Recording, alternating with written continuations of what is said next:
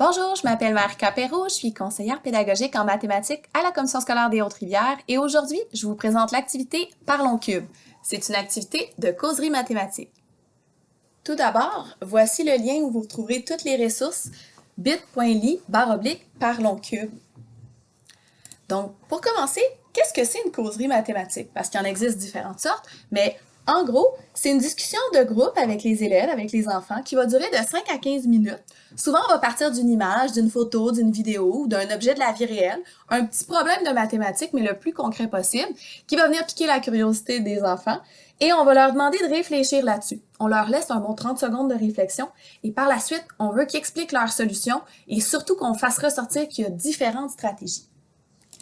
Celle dont je vais vous parler aujourd'hui, la causerie mathématique, je l'ai traduite comme Parlons Cube parce que c'est un Américain, Steve Weborny, qui est un enseignant de l'Oregon, qui a produit tout ce que je vais vous présenter là, sous le nom de Cube Conversation. J'ai donc fait une adaptation pour vous et vous allez voir qu'il y a jusqu'à 80 niveaux différents d'activités. Je vous présente le premier. On est donc vraiment dans sa présentation que j'ai traduite. Donc, tout d'abord, une première structure apparaît. Combien y a-t-il de cubes dans cette structure? Comment le sais-tu? C'est le genre de questions qu'on peut poser aux élèves. On leur laisse le temps de réfléchir, évidemment. Quand ils ont déjà fait une première idée, est-ce qu'il y aurait une autre façon de le voir que ce que tu as imaginé dans ta tête? Est-ce qu'il existe encore d'autres manières de trouver le nombre de cubes? Et là, évidemment, on peut aller cueillir déjà certaines informations, certaines explications des élèves. Et ensuite, on va montrer quelques façons de faire. As-tu vu les groupes comme ceci? Ah, tiens, un gros groupe de 9 en jaune, 9 cubes jaunes au milieu, et aux alentours, on a 4 cubes rouges. Ou encore, peut-être que tu as vu ça comme ça, 2 paquets de 5 en jaune sur les côtés, avec les 3 cubes rouges au milieu. Et peut-être aussi que tu as fait des lignes. Une ligne de 5 en rouge, une ligne de 3 cubes en jaune, une ligne de 5 cubes en bleu. Et est-ce que tu es arrivé à trouver le nombre de cubes avec toutes ces façons possibles-là, finalement? C'est l'heure de révéler la solution. Combien y avait-il de cubes dans cette structure? Il y en avait 13. Et évidemment, selon le niveau, l'âge des élèves, on peut après venir au tableau écrire de manière symbolique les opérations mathématiques qu'on vient de réaliser. Tout va dépendre de notre intention pédagogique et de l'âge des élèves avec lesquels on se trouve. Ensuite, on va présenter une nouvelle structure aux élèves. Quand les élèves sont beaucoup plus jeunes, préscolaires, premier cycle, ils peuvent avoir les cubes emboîtables à leur disposition pour recréer la structure et mettre en évidence justement avec des couleurs différentes comment ils ont fait leur raisonnement. On peut aussi leur proposer un support papier où les élèves vont venir colorer ou encore des fois juste s'exprimer à l'oral pour voir qu'est-ce qu'ils sont capables d'exprimer, de verbaliser. Donc, avant de regarder la solution, montre-moi plusieurs façons de trouver le nombre de cubes. On peut aussi pairer les élèves pour les faire réfléchir sur leur raisonnement. Et encore une fois, on va révéler la solution. Même chose qu'on répète une dernière fois. Habituellement, c'est la durée proposée pour l'activité. Et dans la présentation de Steve Weborny, à la dernière page de sa présentation, il va mener vers son site web où il y a plusieurs autres activités que je vous invite fortement à aller regarder et qu'éventuellement, je vais tranquillement continuer à traduire pour vous. Donc, pour mettre ça un peu plus concret, j'ai fait 2 courtes vidéos avec mes garçons à la maison.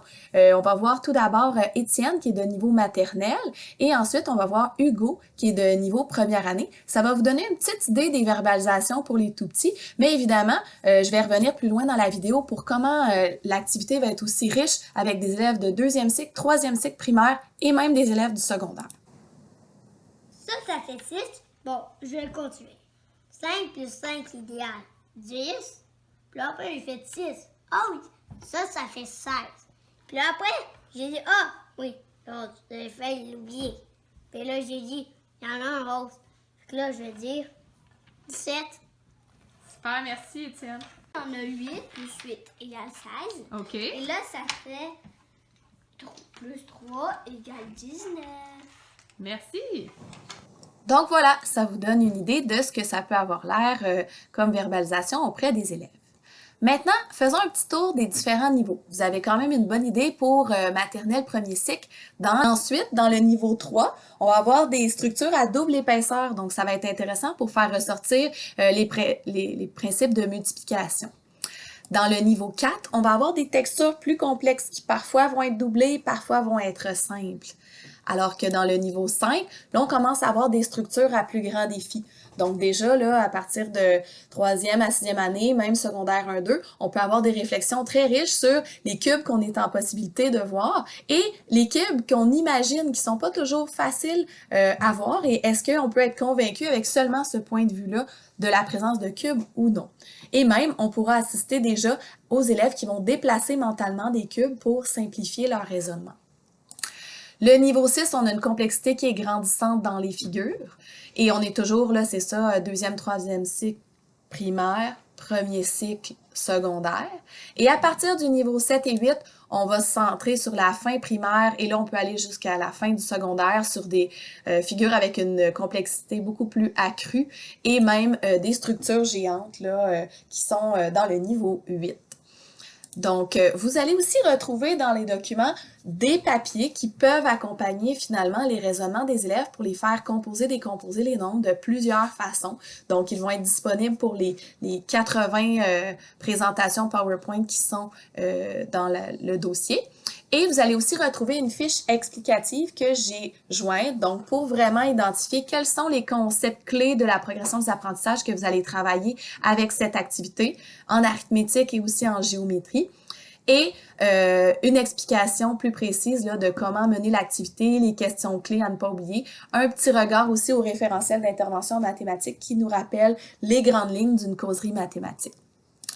Donc voilà, si jamais vous avez des questions, n'hésitez pas à me contacter par courriel, il me fera plaisir d'y répondre. Si jamais vous êtes à la recherche d'autres activités de type causerie mathématique, n'hésitez pas à consulter notre répertoire de ressources web au primaire et au secondaire, ou dans la section en rouge nommée Animation mathématique, vous trouverez une panoplie de ressources.